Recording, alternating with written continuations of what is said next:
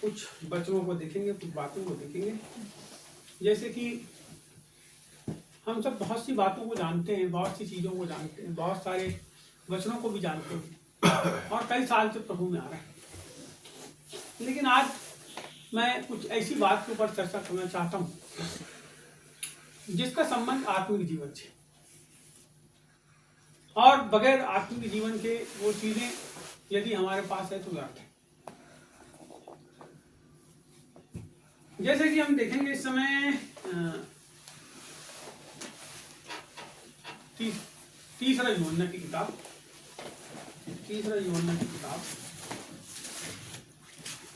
तीसरे प्रकाशित वाक्य के पहले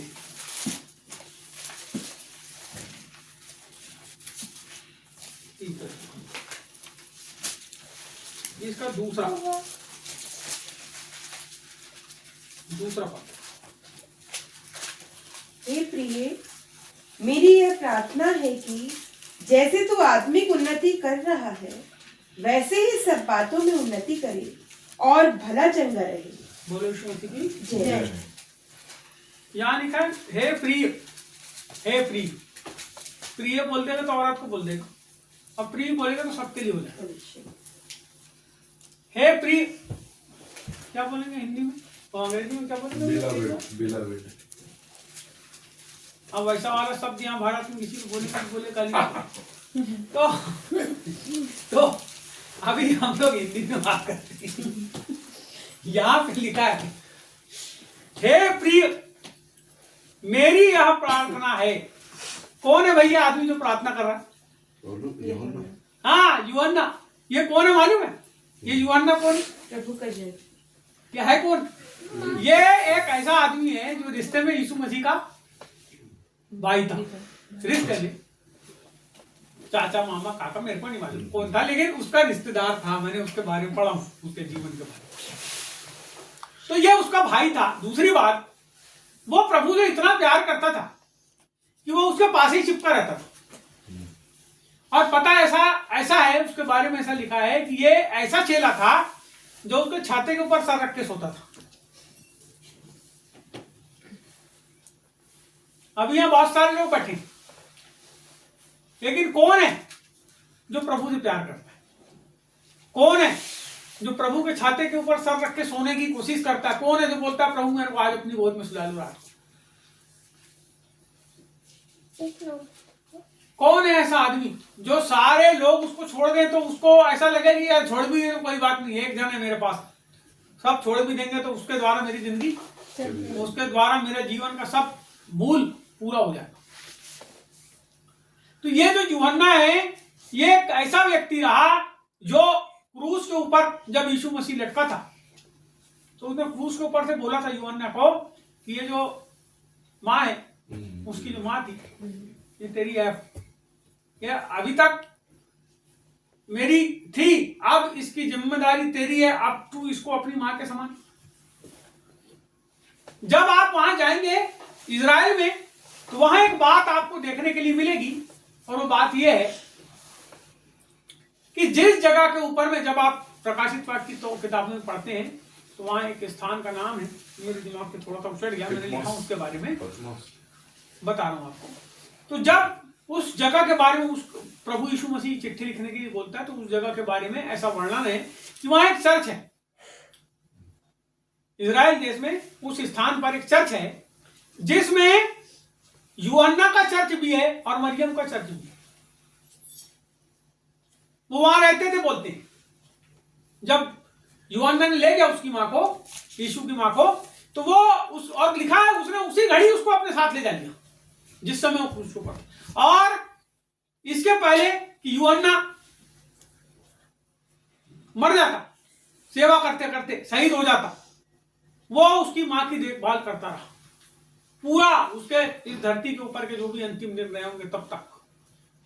और यूहन्ना एक ऐसा आदमी था जो स्वाभाविक मृत्यु को, जितने चेले थे ना प्रभु के, और चेलों के चेले भी जो थे, उन सब में सारे लोग शहीद हुए। एक बार इसको भी शहीद करना चाहते थे लोग। मैं इसलिए बता रहा हूं कि आप जानो है जो लिख रहा है वो क्यों लिख रहा है। उसको भी लोग मारना चाहते थे, तो उन्होंने क्या किए, तेल को बोले अच्छा अलाव डाल के गरम करो, अच्छा बड़े कढ़ाव में अच्छा तेल भर दिए, और तेल भरने के बाद पूरे लाओ उसको, बेड़ियों में जकड़ा हुआ था उसको लाए और तेल में उसके हाथ पांव बांध के डंडे में ऐसा लटका के उसको डाल दिया उसको। जैसे एक आदमी गर्म पानी से टब में बैठ के नहाता है, वो वैसा बैठ गया उसको। आपको पता है जलन, उस खौलते हुए तेल में भी जिस आदमी की मृत्यु नहीं हुई उसका नाम था यूहन्ना। मैं आपको बताना चाहता हूं, केवल एकमात्र चेला था जो अपनी स्वाभाविक मृत्यु, यानी सोचो आप खौलते तेल में किसी को डाल दे तो उसकी हालत क्या हो जाएगी, लेकिन उस व्यक्ति को कुछ नहीं हुआ। जब आप परमेश्वर से प्यार करते हो तो सिंहों के समान, कि उस मांद के अंदर दानियल के समान जब डाल दिया जाता है तो भी आप जिंदे निकलते हो। जब धड़कते हुए भट्टे के अंदर आपको डाल दिया जाता है तब भी आप वहां से जिंदे निकलते हो। मैं आपको बताना चाहता परमेश्वर के ऊपर आज का ये जो दौर है, ये दौर ऐसा है कि हमको परमेश्वर के ऊपर अपने पूरे विश्वास को कायम रखना है, पूरे मन से, पूरे शरीर से, पूरी आत्मा से, पूरे प्राण से, पूरे धन से, पूरी दौलत से, हर चीजों से। बाइबल कहती बढ़कर हमको परमेश्वर से प्यार। ये वैसा प्यार करने वाला आदमी यहाँ चिट्ठी लिख रहा है, और चिट्ठी लिखते लिखते विश्वासियों से बोलता, तीसरी चिट्ठी है उसमें बोलता है हे प्रिय, बोलो अपने बाजू वाले को हे प्रिय, हे लवली मैन, हे लवली वाइफ। दूसरा शब्द है लवली, और लवली भैया नहीं सरदार जी, उसकी बात नहीं कर रहा।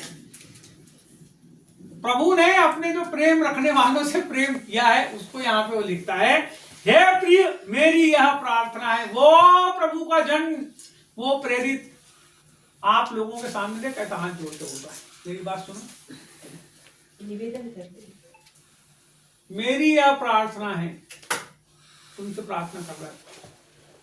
क्या कर रहा है प्रार्थना? यहां लिखा है मेरी यह प्रार्थना है कि जैसे तू आत्मिक उन्नति कर रहा है। क्या कर रहा है? अब यहां रुक जाओ। यहाँ पे उसने विश्वासियों को बोल दिया जैसी तू आत्मिक उन्नति कर रहा है। अब मैं आपसे पूछ रहा हूँ, आप आत्मिक उन्नति कर रहे हो कि नहीं कर रहे हो? ए लड़के सीधे बैठ जाते, डिस्टर्ब नहीं कर रहे। क्या बोला? जैसे तू आत्मिक उन्नति। अब बताओ कितने लोग हैं जो आत्मिक उन्नति कर? आपको पता है आत्मिक उन्नति क्या है? आत्मिक बातों में बढ़ना। आत्मिक उन्नति क्या है? आत्मिक चीजों के बढ़ना। आत्मिक उन्नति स्वर्ग का दरवाजा है, के फाटक को खोलने की कुंजी है। आत्मिक उन्नति, आत्मिक उन्नति बोलो प्रार्थना का जीवन, वचन को पढ़ने का जीवन, वचन को पढ़ने का जीवन, संगति का जीवन। संगति का जीवन। संगति का मतलब जहां प्रभु के लोग जमा हो उनके साथ बैठने का जीवन। और चौथी बात मैं आपको बताता हूँ, वो है सीखने का जीवन। बोलो सीखने का जीवन। सीखने का जीवन। क्या सीखे हम? आज पता है मैं सवेरे उठा, आपको बता रहा हूँ, मैं सवेरे उठा, मैंने निकाल के बाइबल, 3-4 दिन से मेरे मन में चल रहा था यही सब बातें, तो मैं उसको वचन को निकाल के बाइबल खोल के उस संदेश को मैंने निकाला, कागज में बनाया आज, और बना के जो है मैं फिर से सो गया। और जब मैं दूसरी बार उठा सोने के बाद, मैंने अपनी पत्नी को बोला एक कप चाय दे दो, तो उन्होंने मेरे को चाय दी। और जब मैंने बोला ये शब्द, उसके पहले मेरे मन में आया कि ये कब से उठी है सवेरे से, और उठ के केवल काम ही कर रही, और हम लोग सो रहे हैं और ये हमको खाना ला के दे रही, नाश्ता ला के दे रही। जबकि लोग अपने घर में, औरतें भी 10 बजे उठती, वो उठ गई सवेरे से, वो काम कर रही है। जब मैं उठा तो मैं पानी वानी पिया, उसके बाद इन्हें कॉफी पिलाए, उसके बाद मैं सो गया आधे घंटे बाद जब उठा तो फिर से इन्हें चाय पिलाई। वो काम ही कर रही कब से उठ के। तो मेरा बोलने का मतलब है कि हमारे पास सोचने के लिए, कुछ सीखने के लिए, किसी के जीवन से, किसी की बातों से कुछ विचार है कि नहीं। एक आदमी अभी बोल रहा था बीच में, सुनिए मैं आपको बता रहा हूं कि बंदर से आदमी बन गए।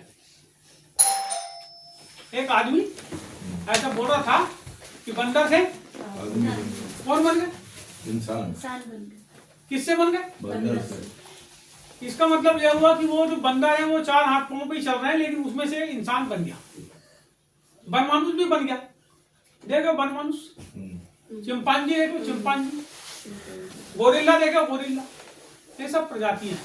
गोरिल्ला को बोलेंगे भात बना तो गोरिल्ला भात नहीं बना सकता, वो दिमाग बहुत है, बना सकते हैं नहीं। यानी वो भी खड़ा हो गया, लेकिन उसके शरीर पे बाल क्यों है? आप ये एक पागल वैज्ञानिक आया था बीच में, उसका नाम डार्विन था। हाँ। उसने उन्नति का सिद्धांत लाया, समझ रहे मेरी बात? सही, पागल थे। पागल ही है वो आदमी। उसने क्या किया? उन्नति का, मनुष्य की उन्नति का सिद्धांत, मनुष्य कैसे समृद्ध हुआ, कैसे बंदर थे वो आदमी बन गया, तो उसका चित्र बनाया उसने आदमी बनते हुए। आपको पता है जिस जानवर को परमेश्वर ने जैसा क्रिएट कर दिया वो जानवर आज तक वैसे ही है, कोई भी चीज में परिवर्तन नहीं हुआ सांप को छोड़ के। सांप पहले 4 हाथ पांव से चलता था, मेरी बात सुनो, केवल सांप को जब परमेश्वर ने श्राप दिया ना, तब वो सांप जो है उसके हाथ पांव गायब होगा और जमीन में रेंगने लगा, और अपनी उसकी जीभ है वो ऐसी बदली कि वो मिट्टी को चाटता है, मिट्टी चाटते चाटते चलता है। केवल एक ही जीव को परमेश्वर ने परिवर्तित करा, बाकी किसी जीव को कोई परिवर्तन नहीं लाया। कई लोग कई प्रकार की थीसिस लिखते हैं, कई प्रकार का शोध करते हैं। अरे अब पुराना कोई तुमको जानवर मिल गया 5000 साल पुराना या 50,000 साल पुराना या 5 करोड़ साल पुराना, तो उसकी तुलना यदि आप आज करोगे तो फिर मुश्किल है। मैं ये बात इसलिए आपको बताना चाहता हूं कि इस प्रकार की उन्नति परमेश्वर का जो काम रहता है फुल एंड फाइनल रहता है। वो बोलता है जो मैंने बना दिया वो कैसा है? अच्छा है। कैसा है? अच्छा है। इसका मतलब उन्नत है। बोलो उन्नत, उन्नत है, सर्वोत्तम है, सर्वोत्तम, अति उत्तम है। अति उत्तम। परमेश्वर ने जो कुछ भी धरती के ऊपर बनाया है एक ही बार बनाया है, बार बार उसको बनाने का, परिवर्तन करने का कोई उसका हिसाब किताब नहीं। कई लोग परमेश्वर को प्रकृति बोलते हैं, कई लोग बोलते हैं कुदरत, कोई लोग कुछ बोलता है, कोई कुछ बोलता है, लेकिन उन सब के बोलों के ऊपर आज मैं अपनी तरफ से यह कहना चाहता हूं कि वो कुछ भी नहीं है, वो सब एक क्रिएटर है, उसका नाम यहोवा परमेश्वर है। उसी परमेश्वर ने सब कुछ को बनाया है, और जिस जिस चीज को बनाया है बेहतरीन बनाया है। अब यहाँ पे उस बेहतरीन को और बेहतरीन करने के लिए कुछ उपाय हमारा परमेश्वर बता रहा है। किसके द्वारा? यूहन्ना के द्वारा। और यूहन्ना ने जिसके द्वारा इस वचन को पाया उसका नाम है पवित्र आत्मा। बोलो पवित्र आत्मा। जो चिट्ठी लिखवाने वाला है कौन है? परमेश्वर। परमेश्वर का आत्मा, यहोवा का आत्मा। क्या बोलता है वो यहाँ पे? अब इसको समझ लो आप। यहाँ बोलता है मेरी यह प्रार्थना है कि जैसे तू आत्मिक उन्नति कर रहा है। क्या कर रहा है? आत्मिक उन्नति कर, आत्मिक उन्नति कर रहा है। अभी हम लोग ना पूरी कलीसियाओं के अंदर की बात कर रहा हूं मैं, जो उन्नति कर रहे हैं उनको नहीं बोल रहा हूं, लेकिन जो कलीसिया में है और उन्नति नहीं कर रहे हैं उसकी बात कर रहा हूं। ये जो 4 प्रकार की बात मैंने बताया, क्या बोला? प्रार्थना का जीवन, वचन को पढ़ने का जीवन, संगति का जीवन और सीखने का जीवन। ये 4 चीज ये आपके जीवन में परिवर्तन लाते हैं। जो आपको पता है आत्मिक रीति से आंखें कब खुलती है आपकी? हेलो, आत्मिक रीति से आंखें कब खुलती है?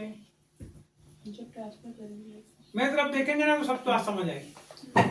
आत्मिक रीति से आंखें कब खुलती है? इधर बेटा, इधर घूम के मेरी तरफ। आत्मिक रीति से आंखें कब खुलती है? जब बोलो वचन पढ़ते, बोलो संगति करते, संगति करते। मालूम है एक बात लिखी भजन संहिता,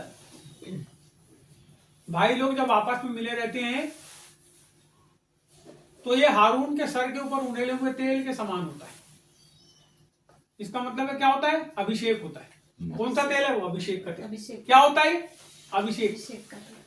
जब हम लोग अभी पास्टर्स रिवाइवल की मीटिंग में एक साथ हम लोग बैठ के प्रार्थना जब करते हैं, हाथ पकड़ के प्रार्थना करते हैं, तो आपको पता है जब हाथ पकड़ के प्रार्थना करते हैं तो मैं प्रभु से यही कहता हूँ कि परमेश्वर जो अभिषेक तूने हम लोगों के जीवन पे दिया है एक दूसरे के ऊपर जाए।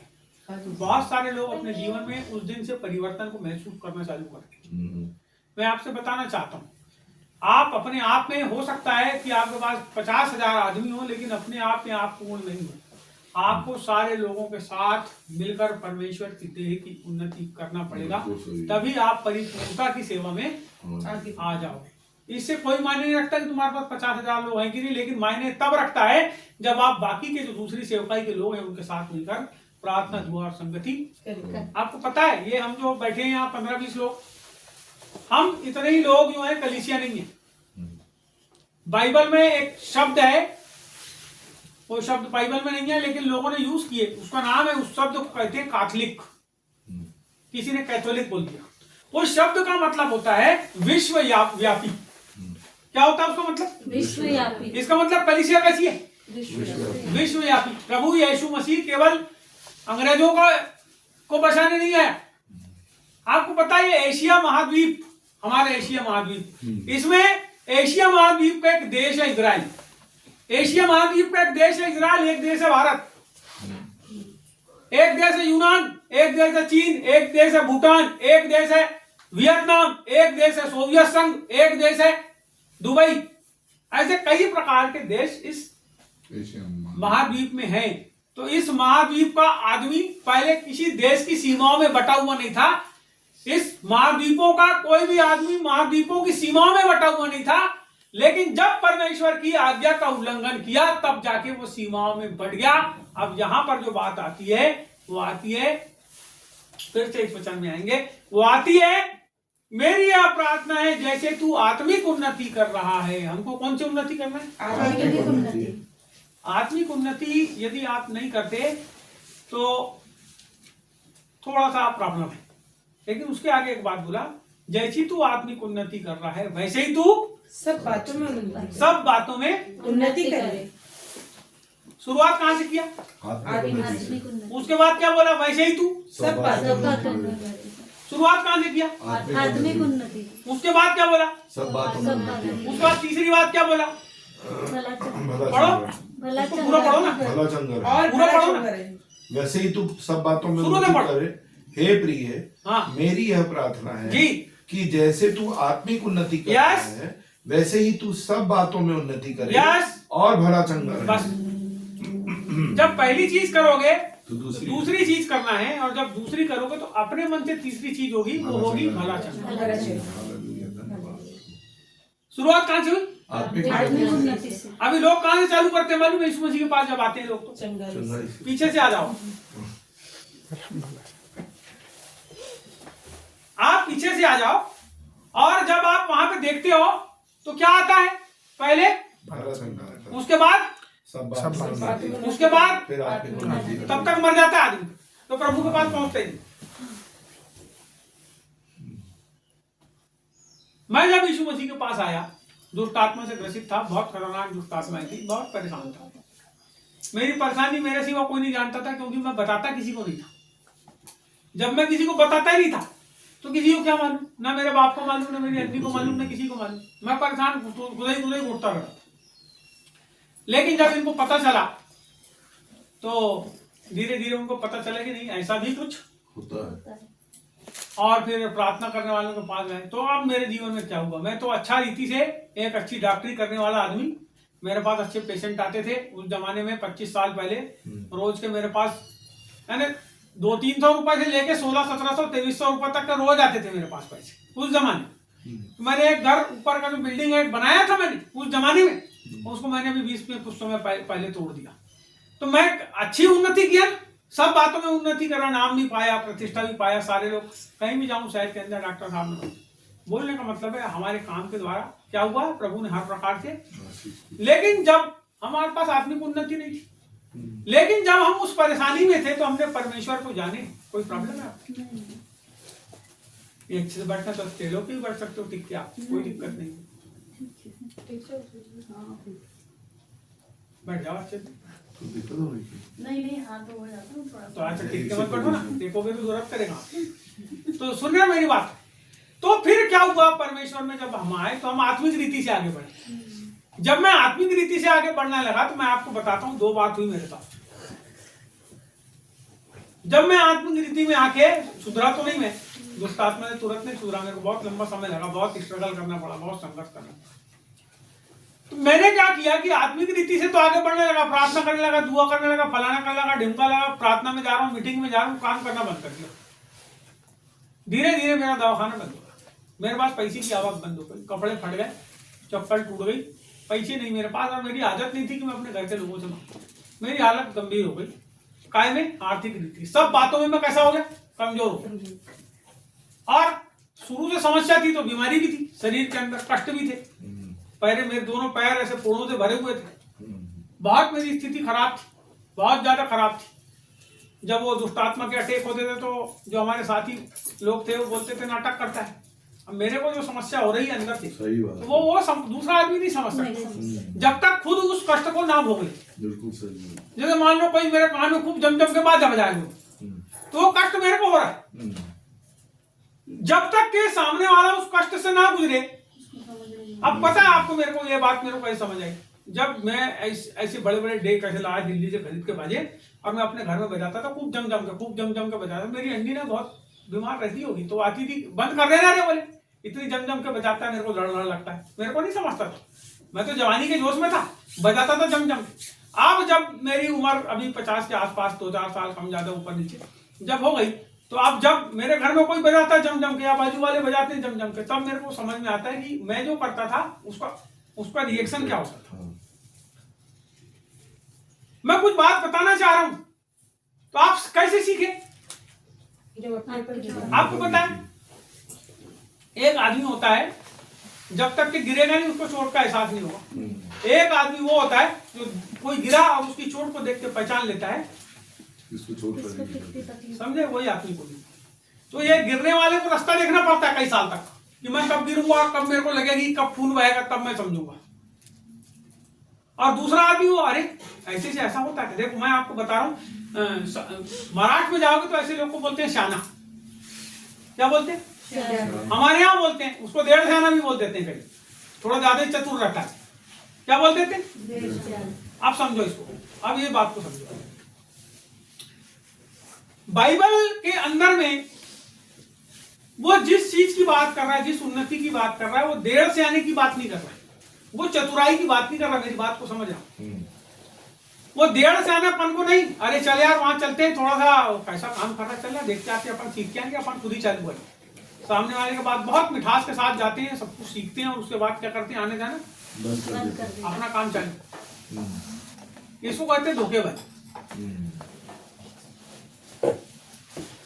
तो ये जो चीज है यहाँ पे, इसके बारे में नहीं बोल रहा है, ऐसी वाली उन्नति के बारे में, धोखेबाजी के बारे में, छल के बारे में नहीं बोल रहा है। बोल रहा है शुरुआत कहां से कर रहा है। अब हमारे जीवन के अंदर जिस चीज को हमने भोगे, उसको हम भोगने के द्वारा समझे, उस अनुभव को हमने भोगने के द्वारा, अब जाके ऐसा प्रभु ने दिमाग खोला कि यदि कोई चीज हो रही है तो हम समझ रहे हैं, इसको क्या कहते हैं, बोलो आत्मिक उन्नति। जब आप किसी कष्ट को देख के समझने लग जाओ, इसका मतलब आप आत्मिक परिपक्वता में बढ़ रहे हो। आपने देखा अरे वो तो मर रहा है, चल तो अपने घर में घुटना टेक के प्रार्थना करते, प्रभु हो सकता है उसके जीवन में काम करे। अरे नहीं है यार मेरे पास, तो ले 1 लाख तो नहीं है मेरे पास, ले 100 रुपए भाई, ये 100 रुपए कम से कम फल खा ले, आपके दिन तो थोड़ी ताकत नहीं है मेरे पास यार भाई, आज मैं तेरे लिए प्रार्थना करूंगी घुटना टेक। हमने बोल दिया और घर में आके सो जाते हैं, प्रार्थना करते हैं किसी के लिए, बड़े हम आत्मिक उन्नति में।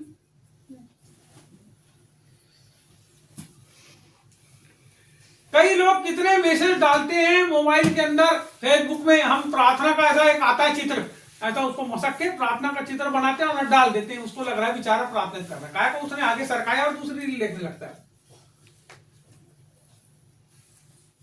सच्चाई बता रहा हूं आपको, जैसे तू वैसे ही तू सब बातों में उन्नति कर। आपको पता है आज का जो कलीसिया है, आज का जो जनरेशन है, आज की जनरेशन, वो आत्मिक उन्नति नहीं करना चाहती, वो सब बातों में उन्नति करना चाहती और भला चंगा रहना चाहती, भला चंगा रहना चाहती, भला चंगा, मेरे को कुछ ना हो, मेरे बाल बच्चों को कुछ ना हो, मेरे घर में कोई चीज की कमी ना हो, मेरे पास, यही तो बात है ना, यही तो बात है। तो हमको यहां पर आत्मिक रीति से अपने आप को फोकस करना है। अब मैं आपको लेकर आता हूं इस बात के ऊपर कि ये जो उन्नति होती है या समृद्धि, इसको समृद्धि भी बोल सकते हो। समृद्धि का मतलब क्या हुआ? समृद्ध हो जाना, जिसमें किसी चीज की कमी नहीं होती, उसको समृद्धि कहते हैं। हम समृद्ध व्यक्ति हैं, इसका मतलब हमारे पास खाने पीने रहने ओढ़ने, अब 20-25 आदमी भी आ जाए तो हम निपटा लेंगे। हम कैसे? हाँ, खिला पिला देंगे। अरे कोई केस पे तो जाएगा तो अरे एक वकील हम ऐसी कर लेंगे, ऐसी निपटा देगा वकील हमारा केस। कैसे हम समृद्ध व्यक्ति की निशानी है ये। समृद्धि कितने प्रकार की है? चलो हम इसमें आते हैं। कितने प्रकार की समृद्धि, और आप कितने प्रकार से समृद्ध हो, कितने प्रकार से उन्नत हो। किसी ने बोला कि अमेरिका उन्नत देश है और भारत गरीब देश है। किसी ने बोला भी चीन जो है उन्नति की ओर जा रहा है, भारत से ज्यादा उन्नति की ओर चले गया। अभी तो भारत गरीब है, चीन कैसा हो गया? पैसे वाला। क्योंकि आज की तारीख में भारत में जो कपड़ा पहन रहे हो आप, उस कपड़े तक को चाइना भेज रहा है। नसरी वसरी आर्टिफिशियल फलाना ढिमका जो खरीद रहे हैं ना, ये आप चाइना से आता है। ये बाल बच्चों के कपड़े, यहाँ तक कि चावल भी नकली वाला आ रहा है अभी चाइना से। आप जिसको पका के खाते हो प्लास्टिक का चावल, वो भी नकली चावल चाइना से आ रहा है। सुनो, इतना ज्यादा उन्नत हो गया कि नकली चीज भी बनाने लगे। और हमारे भारत के लोग जो गरीब देश कहलाता है, लेकिन हम मानते हैं कि हमको परमेश्वर ने गरीब नहीं रखा है। हमारे देश को प्रभु बहुत जल्द अमीर करेगा, यदि हम यहाँ की कूटनीतियों से उबर गए तो। मैं राजनीति नहीं बोल रहा हूँ, कूटनीति से उबर गए हमारा देश। यदि उबर जाए कूटनीति से, तो हमारा देश जो है समृद्धि की ओर जाएगा। परिवारवाद से यदि हमारा देश निकल जाए, उसी प्रकार से कलीसिया भी जो है उसके अंदर में क्या आना चाहिए? उन्नति आना चाहिए। अब कितने प्रकार की बताओ, आप कितने प्रकार की उन्नति होगी? पहले तो परमेश्वर ने बढ़ाना है, आत्मिक, आर्थिक, ये सब है उन्नति। ये उन्नति तो है, परमेश्वर में बढ़ाना होना चाहिए फुल स्पिरिचुअल में। अब हमारे लिए यहाँ तो युवंदा ने ऐसी बात रख दिया, हमको तो नहीं पता था भाई पुराना नियम क्या होता है। हम तो नए नियम से यीशु मसीह को जानते। आज जब हमने जाने तो हमने नए नियम को पढ़े। हमारी जो उन्नति हुई ना आत्मिक रीति से, वो बाइबल पढ़ने से। मेरी जो उन्नति हुई, मेरे जो ज्ञान चक्षु खुले, वो बाइबल पढ़ने से। मेरे ज्ञान चक्षु किसी पादरी पास्टर ने नहीं खोल पाया। मैं जब बाइबल पढ़ता था और प्रश्न पूछता था तो मेरे उत्तर ही नहीं देते थे पास्टर, मेरे पास्टर भी नहीं देते थे। मैं पूछता था कान, ये जो है ये कान ऐसा क्यों है, तो वो बताता था नाक ऐसी है। जैसे मैं पूछ रहा हूँ ये कान ऐसा क्यों है, तो वो बताता था नाक, ये जो है ना बहुत अच्छी नाक है, और यहाँ से ये निकल रहा है सब जो बाहर, तो नाक से निकल रहा है। मैं पूछ रहा हूँ कान कैसा है। प्रश्नों का सटीक उत्तर मेरे को किसी से नहीं मिला, वो मिला बाइबल से। आप जितना ज्यादा बाइबल को पढ़ोगे, आपके ज्ञान चक्षु खुलेंगे। मेरे ज्ञान के न रहने से मेरी प्रजा बनवाई में जाती है। वचन के, तेरे वचन के खुलने से प्रकाश होता है, और उस प्रकाश में मूर्ख मनुष्य बुद्धिमान होता है। बहुत अच्छा एडवांटेज। समझ रहे बात आप? आपको आत्मिक उन्नति में बढ़ने के लिए अगर आपके पास समय है, ये बाइबल को अपने साथ लेके चलो, इसको पढ़ो, ये आपके दिमाग को खोलेगी। मैं आपको मजाक नहीं करता। आप मोबाइल चलाते हो 2 घंटे चलाओ जी, मैं आपको मना नहीं करता, क्योंकि मैं आपको मना करने वाला कोई नहीं। आपको आज तक यीशु मसीह ने मना किया क्या भाई मोबाइल में चलाओ करके? करा? मैं कौन होता हूं? लेकिन भले और बुरा आपके अंदर स्वयं पता है कि आप मोबाइल में कौन सी चीज देख रहे हो जो भली है और कौन सी चीज देख रहे हो जो बुरी है। उसका चुनाव आपके ऊपर प्रभु ने रखा है, क्योंकि उसी चुनाव के आधार पर तुम्हारी बाद में बैंड बजाएगा। अभी कुछ नहीं बोलता, उसको समय। अभी जैसे हम देख रहे हैं लड़के प्रार्थना नहीं कर रहे हैं तो डांटते ना उनको, मैं डांटता हूँ। कोई डांटे चाहे मैं डांटे, मैं बीच बीच में उठ के डांट देता हूँ, या अच्छा चुपचाप रहने बोलता हूँ। मैं अभी यहाँ देख रहा हूँ तो मैं बोल दे रहा हूँ, क्योंकि मैं चाहता हूँ कि कैसे हो जाए बच्चे अच्छे प्रार्थना करने वाले। लेकिन आप नहीं देखते, इसका मतलब आप चाहते हो तो जैसा है वैसे ही है, क्योंकि हम भी जैसे ही वैसे। एक अच्छा आदमी सोचता है कि सब कोई अच्छे बन जाए, और एक खराब आदमी सोचता है कि मेरे जैसे सब हो जाए। ऐसा है कि नहीं पता? एक छोटे के साथ रहोगे तो सोचेगा इसको भी ले जाता हूँ चोरी करने, अच्छा रहेगा, थोड़ा माल उठा के लाएगा। एक अच्छे आदमी के साथ जाओगे तो बोलेगा भैया ऐसा नहीं करना, ऐसा करना। और उसकी बात गड़ेगी तो क्या करेगा सामने वाला? अरे हट वाले बेकार है, हमको रोकता है सब चीज के लिए। तो हमारा प्रभु ऐसा नहीं है। जैसे मैं अब भी अच्छे और बुरे की बात बता रहा हूँ, ऐसा हमारा प्रभु नहीं है क्या? नहीं। तुमको गलत करना है करो, कोई क्या आदमी के साथ भागना है तो भाग जा, कोई का चोरी करके लाना है ला लो, कोई का नुकसान करना है करो, कोई को पकड़े कत्ल कर दो, कुछ बोल रहा है? बोल रहा है कुछ? लेकिन बुद्धि दिया है, कॉन्शियस दिया है। अब बताओ कौन सी वाली उन्नति? मैं फिर से आज कम से कम 10,000वीं बार हो सकता है मैं इस वचन को बोल रहा हूं, बुरी संगति अच्छे चरित्र को बिगाड़ देती है।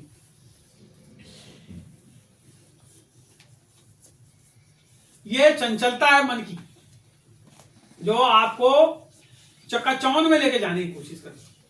लेकिन बाइबल क्या बताती? जैसे तू, फिर से बोलो, जैसे तू वैसे ही सभी उन्नति करे। सब बात का मतलब ये नहीं है रंगलाली बनाना और व्यभिचार करना और लुचपन करना और कोई भी औरत के साथ चले जाना। सब बात का मतलब ये नहीं है। सब बात का मतलब कलीसियाई बातों में, पैसे कमाने में, जिन कामों में तू सुनो, व्यवस्था विवरण की किताब वहां लिखा है, धन्य तेरी टोकरी और तेरी कठौती। सुनो, मैं आपको बता रहा हूं आर्थिक उन्नति के बारे में। धन्य तेरी टोकरी और तेरी कठौती।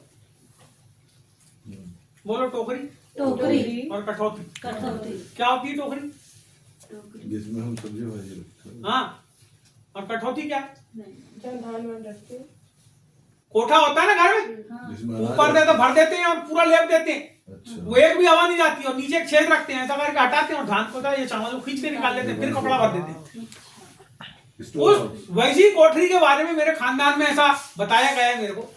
बर्तन के व्यापारी थे, उस समय गिन्नी चलती थी, तो ये लोग कोठे के अंदर लाके सब गिन्नी को टोकरी में भर के बरसात के बाद उसको निकाल के रोड में से सुखा देते थे। हमारे घर में बाहर कसारों का बड़ा, वाराणसी में जाओगे तो है, बहुत बड़ी जगह है, उसी को कसारों का बड़ा कहते हैं। और अभी भी वाराणसी का राम मंदिर जो है, बहुत बड़ा एरिया आसपास का, उसको मेरे खानदान के हमारे पूर्वजों ने बनाया। उस मंदिर को, बहुत बड़ा मंदिर है, वहां पे बहुत सारा कुछ है। मैं बताना इसलिए चाह रहा हूं कि आप जानोगे कैसे करके लोग, पहले के जमाने के लोग कैसे उसके अंदर भर के रखते थे। तो वहां पे सोना रखते थे भर के, गिन्नी, उस समय सोने की चांदी की गिन्नी चलती थी, वो रखते थे और निकाल के सुखाते थे, और सुखा के उसके बाद वापस उसी के अंदर भर के रख देते थे। उसी में धान रखते थे, ऐसे कोठे बने रहते थे।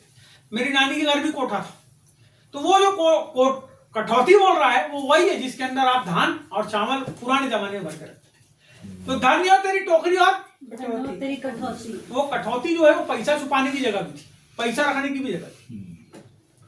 जमीन के अंदर से गड्ढा खोद के क्या करते थे, पैसा रख देते थे और उसके ऊपर पत्थर लगा के सब मिट्टी लीप देते थे, फिर जब निकालना है तो खोद काट के निकाल लेते थे। धन्य तेरी टोकरी और धन्य तेरी कठौती। और बोला तेरे गाय, गाय, भेड़ और बकरी। इसका मतलब उस समय जो इस चीज का उपार्जन का साधन था, क्या था? गैया, बैल, बकरी, मवेशी, उससे क्या करते थे? दूध निकालते थे। उसको क्या करते थे? काट के खाते भी थे, और उसको क्या करते थे? उसका ऊन निकाल के कपड़ा भी बनाते थे। एक्सचेंज होता था, उस समय पैसे चलते थे। करके कठौती की बात किया, और लिखा है बाइबल में, जिन कामों में तू अपने हाथों को लगाएगा वो सब काम कैसे होंगे? सफल हो जाएंगे। कैसे होंगे? सफल हो जाएंगे। इसका मतलब काम करना। नए नियम में आ जाओ, उसने लिखा है यदि कोई काम ना करे तो खाने भी ना पाए। यहां पे काम करने के लिए प्रभु बता रहा है, तो आर्थिक समृद्धि कैसे आएगी? काम करे। आप एलिया तो हो नहीं, ये अकाल पड़ा है और नाले में जाके छुप गए और वहां पे कौवा लाके तुमको। ये वचन पैसा कमाने का साधन नहीं। आप इस वचन से किताब छापो, मैं बोल रहा हूं बाइबल भी छापो, और उसको बेच के पैसा कमा सकते हो, कोई ऑब्जेक्शन नहीं। आपको बात समझना पड़ेगा, आपको ये बात समझना पड़ेगा कि आपकी आर्थिक उन्नति के लिए आपको काम करना है, और उस काम को करने के पहले परमेश्वर से प्रार्थना करना है, प्रभु कि तू मेरे इस काम को सफल कर। मैं आपको बताना चाहता हूं, तब तक उस काम को चालू मत करो जब तुम्हारी अंदर की प्रेरणा प्रभु की प्रेरणा नहीं है। तुम्हारे अंदर की प्रेरणा प्रभु की प्रेरणा नहीं। तुम्हारी प्रेरणा तुम्हारी खुद की है, लेकिन परमेश्वर की जब प्रेरणा आती है तो काम स्वतः जो है वो स्टैंड खड़ा हो जाता है वो काम। जब परमेश्वर की ओर से प्रेरणा अपने मन से वो काम खड़ा हो जाता है, उसको जब आप करने लगोगे ना थोड़ा थोड़ा तो सोर्स खुलेंगे तुम्हारे लिए, स्रोत खुलेंगे तुम्हारे लिए और वो काम पूरा हो जाएगा। ये परमेश्वर की प्रेरणा, क्योंकि वो कहता है तू एक कदम चलेगा तो मैं कितने कदम चलूंगा। 10 कदम से। जब वो आपसे वायदा कर रहा है कि मैं तेरे को सिर बनाऊंगा पूछ नहीं, तो वो क्या बनाएगा? सिर ही बना। फिर तू पूछ क्यों बन रहा सही बोला। है? उन्नति है? नहीं नहीं, उन्नति है। कोई आदमी नहीं बोल रहा तो नहीं, मैं उसको सुधारना चाहूंगा यहाँ। उन्नति कैसी है? प्रभु की इच्छा को, प्रभु की विल को उस जगह के ऊपर में आप बोलो, पूछो क्या है तेरी विल, क्या है तेरी इच्छा, बता प्रभु करे कि नहीं करे। जब वो आपको अंदर से उभारेगा उस काम के लिए रास्ते खोलेगा तो काम हो जाएगा तुम्हारा। किसकी इच्छा है? प्रभु की इच्छा। वो हमको नहीं मालूम कैसे होगा, कौन पैसे देगा, कौन कौड़ी देगा, कैसा होगा, क्या नहीं होगा, सब चीज प्रभु के हाथ में है। वो सब प्रभु करता है, लेकिन हमको क्या करना है? बोलो प्रार्थना और उसके साथ भरोसा करना है। विश्वास बिना विश्वास बिना परमेश्वर को प्रसन्न करना, और विश्वास करने के लिए कर्म करना पड़ता है। आगे बढ़ेंगे। कौन सा हो गया? आत्मिक उन्नति हुई, 4 बात बताया था। भौतिक हो गई, इसके बाद कौन सी उन्नति? इसके बाद सारी बातों में उन्नति और भला चंगा। नहीं, इसके बाद कौन सी उन्नति? आत्मिक भी हो गई, भौतिक भी हो गई। अब हाँ, अब शरीर पे आ जाए। वहां पर 3 ही बात तो पढ़े थे ना। जैसे तू आत्मिक उन्नति कर रहा है वैसे तू सब बातों में उन्नति करे। उसके बाद और भला चंगा रहे। आखिरी में क्या हुआ? देखो, एक पादरी हमारे मित्र, उनके घर में पहले पैसे बराबर नहीं आते थे, वो सेवा बराबर करते थे। पैसे नहीं आते थे उनको, बहुत उनकी स्थिति खराब थी, खाने पीने की कमी थी, तो सब बच्चे बार बार बीमार होते थे उनके घर में पूरे लोग। कवेल का घर, ठंडी भी लगे, जिस जगह पे रहते थे बहुत खराब, उनके बाल बच्चों की बार बार तबीयत खराब होती, उनकी भी तबीयत बार बार खराब हो। क्या कारण था? बाकी बात में उन्नति नहीं हो रही है तो शरीर कैसा हो गया? बोलो कुपोषित, कुपोषण का शिकार। जब खाने के लिए सही चीजें ना मिले तो कैसे हो जाते हैं अपन लोग? कुपोषित हो जाते हैं। एक पादरी और है, मैं उसकी बात बताता हूँ। उसके बाद भी खाने यानी पैसे की बहुत बीच में तंगी हो गई, लेकिन उसने एक काम बहुत अच्छा किया। उसने खाने पीने के लिए भर अपने घर में कोई चीज की कमी, वो कितना भी कुछ हो वो अपने घर में अच्छा बना के खाता था। कभी गरीबी में रही तो उसने खराब बना के नहीं खाया। तुम्हारे पास पैसे कौड़ी सब कुछ है, उसके बाद भी तुम कैसे हो? भूखे नंगे घूमते रहते हो, खाली पेट घूमते हो, कैसे हो जाओगे तुम? कुपोषित हो जाएंगे। गलती किसकी है? प्रभु की है। हमारे किसकी है? हमारे। तुमको रुपये पैसे सब दिया, तुम खाते क्यों नहीं खाना? तुम क्यों भूखे घूमते हो? क्यों घूमते हो? तुम सोचते हो पैसा बचाएंगे तो ऐसा हो जाएगा, नहीं होने वाला है कुछ, वो भी नाश हो जाएगा। सुनो मेरी बात, तुम्हारे पैसे बचाने से कुछ नहीं होने वाला, मेरे भी पैसे बचाने से कुछ नहीं होने वाला, इसलिए मैं कभी कभी कुछ खा लेता हूँ बाजार में जाके। मेरी पत्नी भी खा लेती, मेरे बाल बच्चे तो खा हैं अच्छे जोरदार पहलवान, उनकी माँ खिलाती ना उनको, बोला यीशु प्रभु की। तो सब अपने अपने बाल बच्चे देखो, बोलो खाने पीने की कमी नहीं होनी चाहिए। अरे कुछ भले ही कम हो जाए, लेकिन घर में अगर सब अच्छे रहेंगे, भले चंगे रहेंगे, तो पूरे घर का दिमाग कैसा रहेगा? सही रहेगा। तो प्रार्थना करो इसके लिए, प्रभु हमारे घर में भोजन वस्तु की कमी कहाँ लिखा था? बोलो व्यवस्था विवरण की किताब, व्यवस्था विवरण 28 आशीष वचन। हाँ क्या लिखा है? 1 से लेकर 14 तक पढ़ लेना, उसमें पूरी आशीष। और सुनो, उसके बाद उसके 4 गुना वचन है। कितने गुना?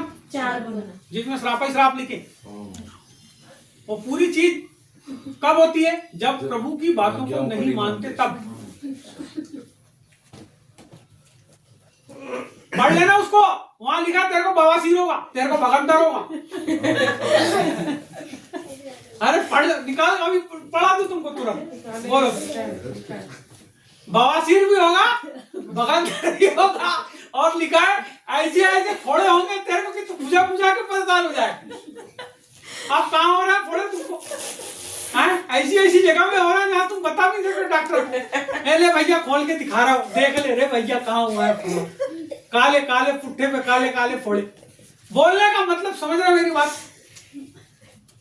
अरे हंसो मत भाई, होते हैं कई जन को, तुमको नहीं हो रहा है तो क्या होगा? बाकी जिनको हो रहा है उनको क्या करना है? प्रार्थना। अरे ऐसी ऐसी जगह खुजली होती है कि आदमी लोगों के सामने खुजा भी सकता है, ऐसा होता है। काम करता रहता। क्या है वो? श्राप है। ये भैया बैठना रे शांति से, तुम ठीक से बैठ रहे। उससे रुमाल छुड़ा लो ना, कोई वो हिलाना ही बंद कर देगा। सही बात है, दो छिड़ाओ। मार दो उसको छाप। सुनो पहले बात मेरी सुनो। कौन सी उन्नति? बहुत बच्चे तो बीमार हो रहे हैं बार बार। आपको समझने की जरूरत है, हमारे पास उन्नतियां हो रही है, हमारी उन्नति हो रही है कि नहीं हो रही? एक काम करेंगे, इस समय हम पढ़ेंगे यिर्मयाह 29वां अध्याय।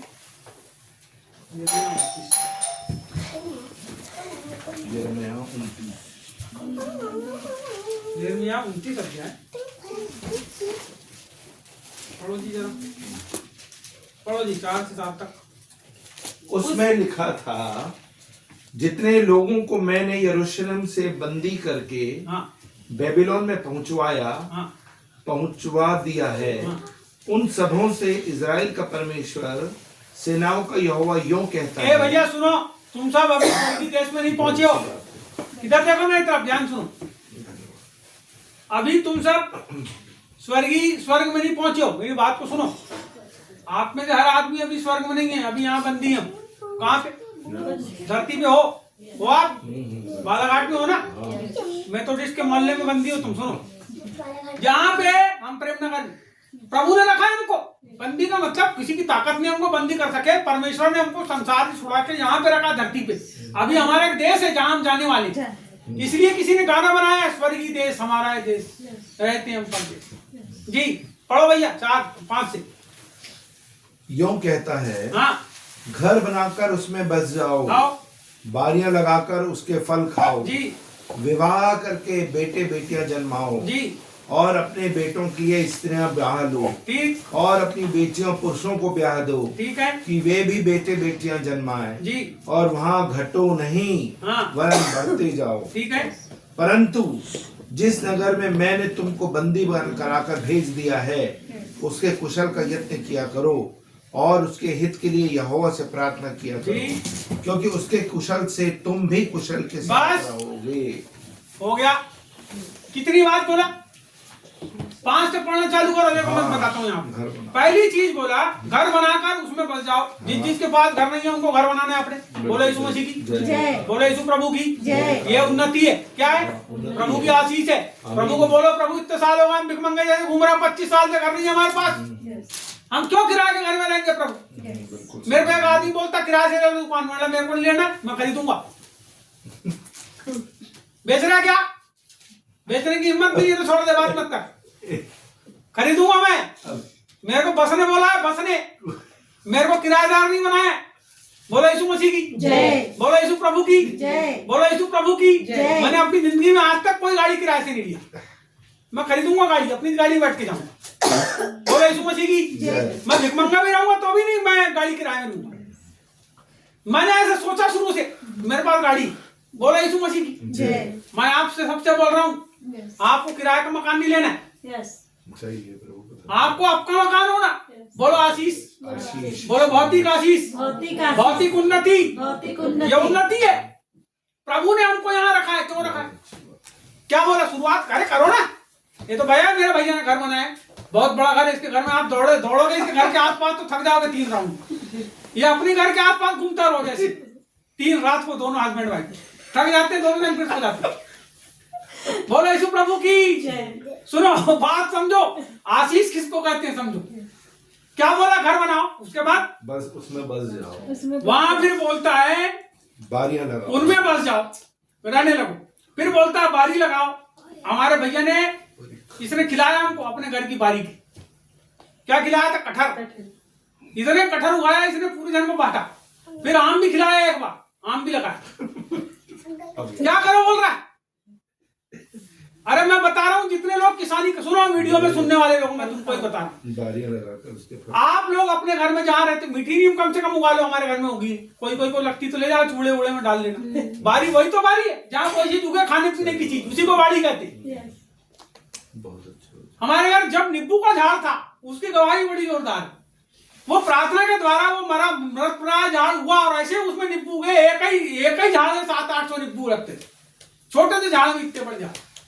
उसको हम भी खाते थे, अचार भी बनाते थे, कलीसिया के लोगों को भी देते थे, 100 50 पादरियों को देते थे। तो अभी वो नींबू खत्म नहीं होते थे हमारे घर। ये हमारी मैडम बैठी, पूछ लो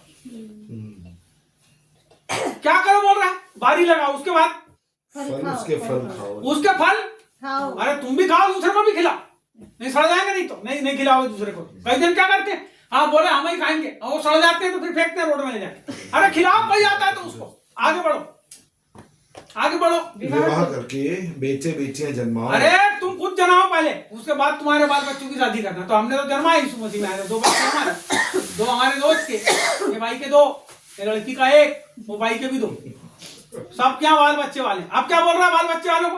अपने बेटों के लिए स्त्रियां ब्याह। अरे अरे अरे अरे तुम्हारे जितने लड़के हैं उनके लिए शादी करना है तुमको। आगे चल के सुन रहा, इसके बाद क्या करना है? बेटियों के लिए भी, पुरुषों को ब्याह। हाँ उसके बाद ये भी बेटियां जन्माए, वो भी करें। इसका मतलब तुम्हारा घर शाश्वत रहेगा, जहां तुमको रखा बंदी करके उसको रहेगा तुम्हारा घर उसमें। तुम मर जाओ ना, तुम्हारे बाद और कोई रहेगा। तुम मेरी अन्नी, उसने मेरे को ही अपना बेटा मानी, यीशु मसीह ग्रहण करी। आज मैं उसके घर में रहता हूँ ना। अब मेरे बाद मेरे बाल बच्चे रहेंगे, उसके बाद उनके भी बच्चे रहेंगे। ये जगह आशीषित जगह है, इसीलिए आशीषित जगह है क्योंकि बाइबल कहती है कि मैं जिस स्थान पे तुझे रखूंगा वहां से तेरे को कोई हटा नहीं पाएगा। बैरी तेरे ऊपर 7 मार्ग से हमला करेंगे, 1 मार्ग से हमला करेंगे, 7 मार्ग से भाग जाएंगे। मैं बताता हूं, ये श्राप है यदि आप बार बार घर बदल रहे हो। तो मैं आपको बताना चाहता हूं, आर्थिक समृद्धि का जीवन, भौतिक समृद्धि का जीवन हमको परमेश्वर ने क्यों दिया, इस बात को आप समझो। यदि आपके पास घर नहीं है तो प्रभु घर देगा। मैं आपसे बोलना चाहता हूँ, आपको विश्वास करना पड़ेगा। सुनो, यहाँ पे गौरी शंकर नगर में अभी घर बहुत सस्ते में मिल रहे हैं, फार्म भर दो जाके, तुम सबको घर मिल जाएंगे प्रभु की ओर से। क्योंकि ये गवर्नमेंट योजना प्रभु ने हमारे लोगों के लिए दिया और कई लोगों ने वहां घर खरीद लिए जाके, सस्ते सस्ते घर। फार्म भर दो, 1000 रुपया फार्म आता है, भर दो वहां पे जाके 10,000 रुपया देके तुम्हारा घर हो जाएगा। किस पटाते जाना काम कर करके तुम्हारा घर हो जाएगा थोड़े दिन में। गवर्नमेंट की योजना निकालेगी भी नहीं, उसको पता है गरीब लोग का घर। समझ रहे बात मेरी? आपको समझना पड़ेगा, गवर्नमेंट की योजनाओं में भागी हो, सब योजनाएं लो, फ्री में बहुत लाभ मिलते हैं। कई बार तो गवर्नमेंट सब्सिडी पूरी माफ कर देती है, बोले हो गया तुम्हारा घर रास्ते फ्री हो गया। ऐसी भी कई पागल गवर्नमेंट आती कई बार, बिल्कुल सही बोल रहे हो। फ्री में दे देती है। अभी 5 किलो राशन दे रहे, बताओ जिंदगी चलती है 5 किलो? अरे मूर्ख लोग 5 किलो लेके क्या कर रहे हैं? वोट देते हैं, बोले हमको फलानी सरकार ने दी तो हम वोट देंगे। 5 किलो बिक गई आज जनता, हम खरीद के लाके खा रहे हैं तो भी बताओ। ऐसे लोगों को देते हैं वोट जो कोई काम के नहीं। तो आज जब परमेश्वर ने हमको शक्ति संपन्न किया है तो हम समझें क्यों उसने किया है, ये सब चीजें क्यों प्रभु ने दिया, क्यों आशीष से दिया। वो बोलता है कि तुम प्रार्थना करो, किसके लिए? जिस नगर में मैंने तुमको रखा हूं उसके लिए, प्रार्थना के लिए प्रार्थना। हाँ भैया लिखा है, हाँ लिखा है। जहां बधवा करके रखा उसके लिए कहां करते तुम प्रार्थना? बंदी करके भेज दिया। अरे भाई तुम्हारी गवर्नमेंट कुशल से रहेगी, नरेंद्र मोदी कुशल से रहेगा, मोहन यादव कुशल से रहेगा, तो तुम भी कुशल से रहोगे। बजरंग दल वाले कुशल से रहेंगे, भारतीय जनता पार्टी वाले कुशल से रहेंगे, तो तुम भी कुशल से रहोगे। सुनो वीडियो में बोल रहा हूँ, उनके लिए प्रार्थना करना है क्योंकि सत्ता पक्ष में बैठे हो। हमको प्रार्थना करना है, भले ही हमको मारने आते हैं कोई बात नहीं, हमको प्रार्थना करना है उनके लिए। वो हमारे दुश्मन हो, बाइबल में लिखा है दुश्मन के लिए प्रार्थना कर। हमको प्रार्थना करना है उनके लिए, तब तो आशीष तुमको मिलेगी। अब तुम उनको और श्राप दो, वो तो ऐसा करते हैं तो ऐसा करते हैं, कुछ मत बोलो, करने दो उनको जो करना है, तुम आशीष दो। उनका दिमाग प्रभु खोलेगा आज नहीं तो कल। क्या होगा जिस दिन प्रभु पटकेगा तो फिर कोई उठा नहीं पाएगा किसी को। इसलिए प्रभु के अधीन, पूरा दुश्मन किसके अधीन? प्रभु के अधीन। अरे वो बोलता मैं तेरे लिए लड़ने वाला परमेश्वर, तुम कहां लड़ने जा रहे हो? तलवार ले, कोई जरूरत नहीं, फेंक दो सब। प्रभु ने बोला अपने मार्ग के लिए ना झोला लेना, ना बटुआ लेना, रुपया लेना, पैसा लेना, कैसे जाना? बगैर कोई चीज के जाना। बोले यीशु मसीह की जय। आगे बढ़ेंगे। इसके 11 को पढ़ो कोई। क्योंकि यहोवा की यह वाणी है कि जो कल्पनाएं मैं तुम्हारे विषय करता हूँ उन्हें मैं जानता हूँ कि वे हानि की नहीं वरन कुशल ही की हैं और अंत में तुम्हारी आशा पूरी बोलो यीशु मसीह जो कल्पनाएं मैं तुम्हारे लिए करता हूँ वे कैसी है? हानि की नहीं है, भलाई की है। बोलो इधर देखो कैसी है? भलाई की है। परमेश्वर आपके लिए जो कल्पना आप नहीं करते, तो ये संसारिक कल्पना कर सकते हो आप कि ये एक घर बनाया, इसके ऊपर एक बिल्डिंग और बनाऊंगा तो कैसा दिखेगा, वो आपकी कल्पना हो सकती है। लेकिन आपके लिए आप अपने बाल बच्चों की कल्पना कर सकते हो, शादी करूंगा ऐसा होगा वैसा होगा। लेकिन यहाँ पे एक बात को आपको समझना पड़ेगा कि जो कल्पना परमेश्वर आपके लिए कर रहा है, कौन कर रहा है? परमेश्वर। कौन कर रहा है? परमेश्वर। कल्पना कौन कर रहा है? परमेश्वर। मैं तुम्हारे लिए करता हूँ। कौन है वो मैं बोलने वाला? पहले इस बात को सोचो, आपके लिए कल्पना कौन कर रहा है? सारे ब्रह्मांड को बनाने वाला वो सृष्टिकर्ता परमेश्वर तुम्हारे लिए, अभी तक तो तुमने सोचे नहीं कि वो मेरे लिए कल्पना भी कर सकता है। तुम्हारे दिमाग में बाइबल में लिखा है, जो बात तेरे चित्त में नहीं चढ़ी, जो तेरी कान ने नहीं सुनी, तेरे आंख ने नहीं देखी, वो तेरे लिए करने वाले। आप सुनो, आप उसी कल्पना के ऊपर ध्यान ही नहीं कर रहे हो कि उसने मेरे लिए क्या कल्पना की। आपको पता ही नहीं उसकी कल्पना। तुम अरे पहले उसके पास तो बैठो, तब तो कल्पना बताएगा तुमको। तुम तो बैठते नहीं उसके पास, तुम तो पूरा भौतिक सुख समृद्धि चाह रहे, तुम आत्मिक जीवन से भाग रहे। तुम आत्मिक जीवन से, बाइबल में ऐसा लिखा है, आत्मिक जीवन को जितने लोग त्यागते हैं प्रभु उनके पास से स्वतः ही दूर हो जाता है, क्योंकि आत्मिक जीवन में ही प्रभु की उपस्थिति है। ये भौतिक वस्तु, आपको पता सदोम और अमेरा कैसा देश था? संपन्न देश था। वहां रात के समय बार डांस होता था, लड़कियां नाचती थी वहां पे, स्वरदूतों के साथ गलत अनैतिक कार्य, वहां पे स्वरदूत आते थे, गिराए हुए स्वरदूत, अनैतिक कार्य होते थे वहां रात।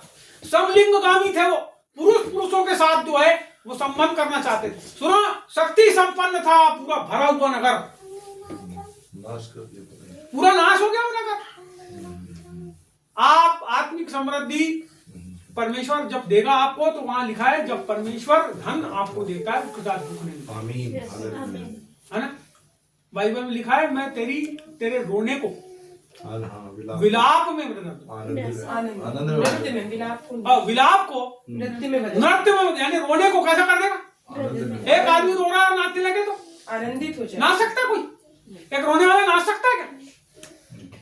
इस सोचो आप, कोई आदमी विलाप कर, रोना और विलाप करने में बहुत अंतर है। मैं तेरे रोने को आनंद में और तेरे विलाप को नृत्य में बदल दूंगा। रोने वाला आदमी रो रहा है, एक जन की मां मर गई, रो रहा है, अरे कितना दुख है उसके अंदर, और नाचने लगे वाला अचानक नाचेगा। इसका मतलब परमेश्वर उसके उस दुख को दूर कर देगा, तब वो नाचेगा। वो औरत के बारे में पढ़ो बाइबल के अंदर, वो नाची होगी कि नहीं? जिसका जवान लड़का मर गया, उसको अर्थी के ऊपर लेकर जा रहे हैं, और उधर से यीशु आ रहा है, वो लड़का मर गया और इधर से यीशु आ रहा है। प्रभु ने बोला रोक, अर्थी को रोक, और उस मुर्दे लड़के को प्रभु ने जिंदा कर दिया होगा। वो गड़ाने के लिए ले जा रहे थे, गड्ढा खोद के हो गया होगा, और उसकी माँ ने जब देखी होगी तो कैसा नाची होगी। मैं तुमसे बताना चाहता हूँ, वैसे हमारे दुख को परमेश्वर दूर कर देता है, वैसे हमारे कष्ट को दूर कर देता है, वो हमारे रोने को आनंद में बदल देता है, लेकिन हमको उसके पास आना पड़ेगा। आप उसी के नीचे पढ़ोगे एक लाइन को, इसको मैं पढ़ के आपको सुना देता हूँ। यहाँ पे तब लिखा है, तब उस समय तुम मुझको पुकारोगे और आकर मुझसे प्रार्थना करोगे और मैं तुम्हारी सुनूंगा। तुम मुझे ढूंढोगे और पाओगे भी, क्योंकि तुम अपने संपूर्ण मन से मेरे पास आओ। कैसे आओ? संपूर्ण मन से नहीं तो आओ संपूर्ण मन से, अधूरे मन से नहीं। कैसे मन से? संपूर्ण मन से। तो चलना भैया डांटेगा, भाभी डांटेगी, प्रार्थना में जाना नहीं, अपने मन से। तुम्हारा मन, संपूर्ण मन खुदा के पास होना, उसके चरणों में होना।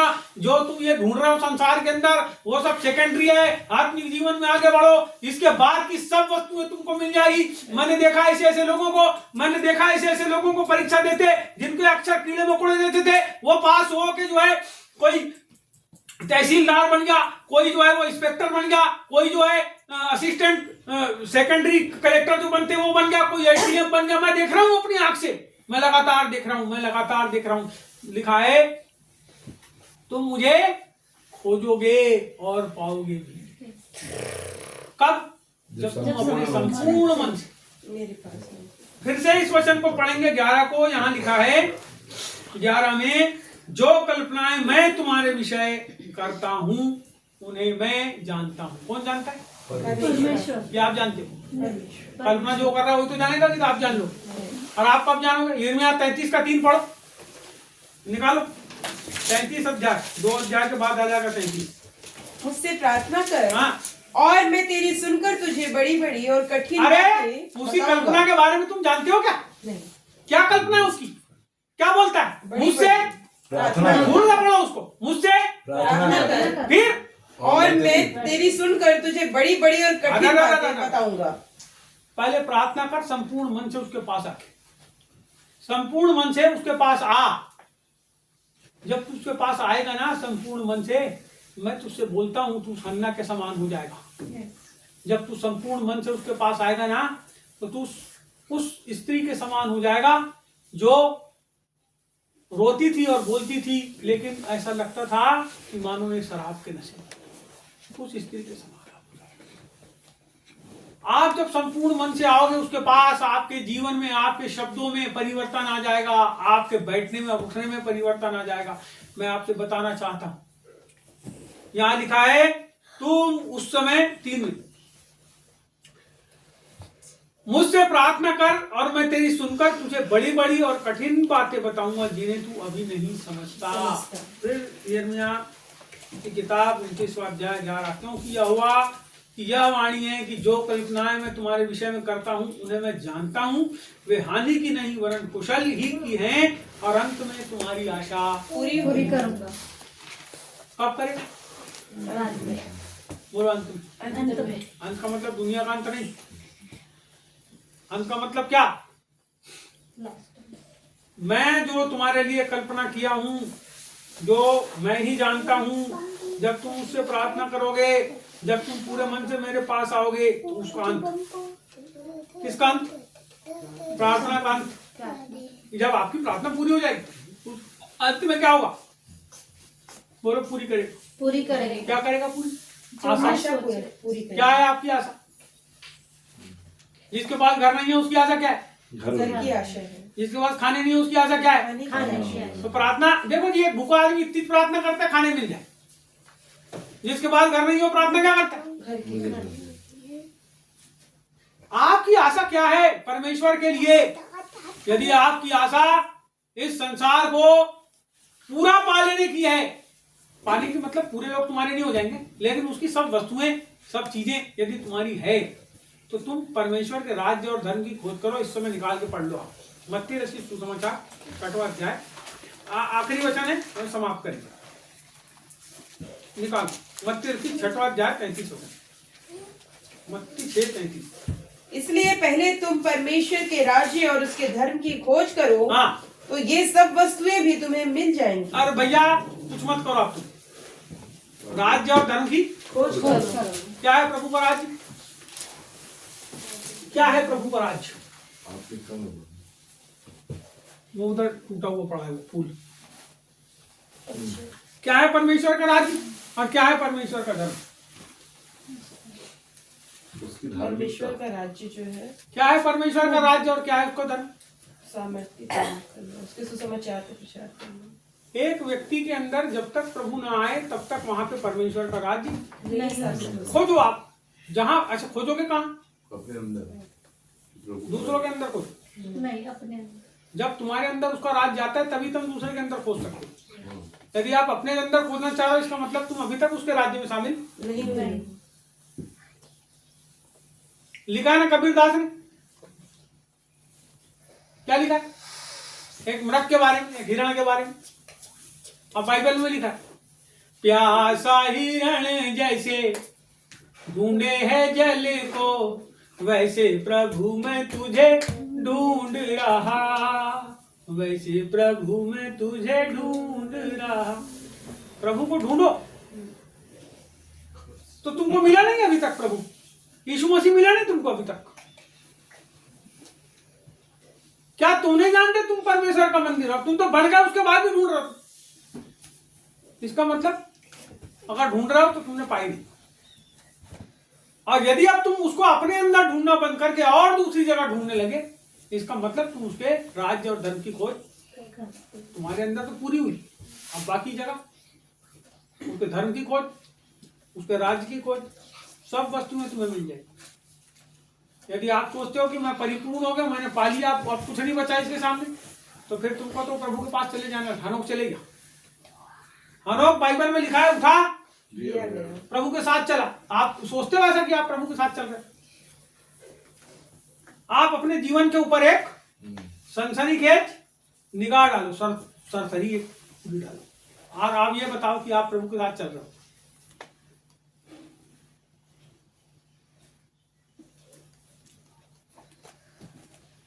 ये अंतिम बात है,